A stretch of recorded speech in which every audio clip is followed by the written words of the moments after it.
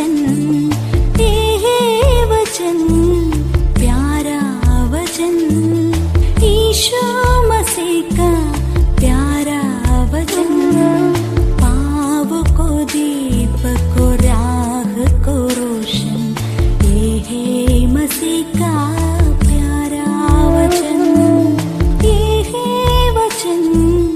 परमेश्वर के धन्य नाम की महिमा हो। प्रभात मनन के सत्र 2075 में आप सभी का बहुत ही विनम्रता के साथ स्वागत करता हूं। आइए आज के मनन के लिए हम पढ़ते हैं इब्रानी अध्याय 11 पद 9 और 10।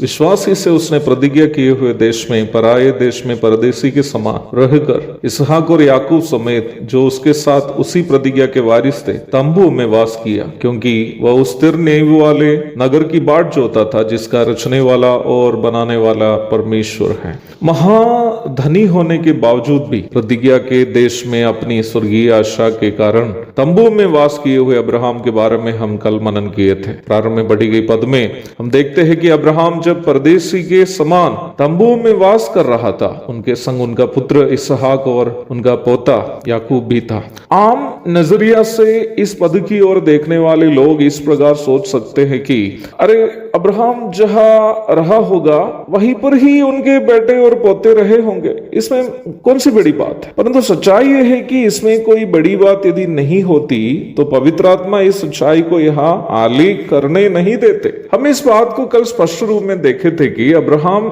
एक ऐसी जगह में पला बड़ा था जहाँ के लोग बड़े बड़े मकान बनाकर नगरों में रहते थे। अब्राहम के बाद के जीवन के बारे में भी हम देखते हैं कि प्रभु ने उन्हें बड़ा धनी बना दिया था, परंतु इन सब सुख सुविधाओं का अनुभव करने की सौभाग्यता होने पर भी अब्राहम ने तंबू में रहना पसंद किया, क्योंकि वह ये समझता था कि उनका स्थायी घर यहाँ नहीं है बल्कि उस स्वर्गीय नगर है जिसका रचने वाला और बनाने वाला परमेश्वर स्वयं है। और पद आगे कहती है कि उन तंबुओं में अब्राहम के साथ उनका बेटा इसहाक और पोता याकूब भी था। अर्थात अब्राहम ये चाहता था कि अपना स्वर्गीय दर्शन बेटे और पोते को भी मिले। वो चाहता था कि उनके बेटे और पोते भी इस संसार के सुखों से बढ़कर परमेश्वर से प्रेम करने वाले हो और एक स्वर्गीय जीवन की आस लगाने वाले हो। अब्राहम का पुत्र इसहाक के जीवन का यदि हम अध्ययन करें तो हम स्पष्ट रूप में अब्राहम का आत्मिक दर्शन इसहाक के जीवन में भी अवश्य देख सकते हैं। यद्यपि याकूब के जीवन की प्रारंभिक दशा में उसको हम एक धोखेबाज के रूप में देखता तो है, परंतु जीवन के दूसरे भाग में याकूब को हम एक ऐसा व्यक्ति के रूप में देखते हैं जो अपने दादाजी के स्वर्गीय दर्शन में जीवन बिताता है। उत्पत्ति 49 की 29 से 33 तक पढ़िएगा। सदियों के बाद भी इसराइल के लोग अब्राहम, इसहाक और याकूब को धन्यवाद के साथ याद करने की वजह केवल इतना ही नहीं है कि वे लोग उनके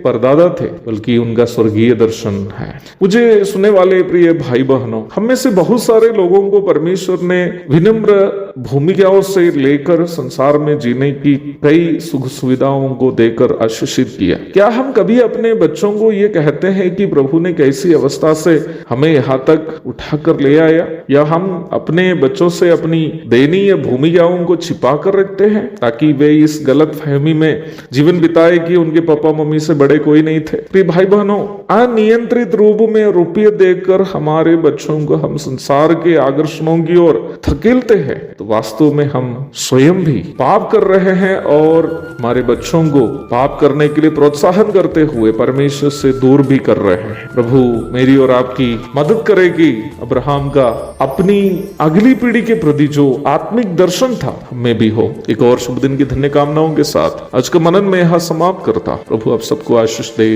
आमीन।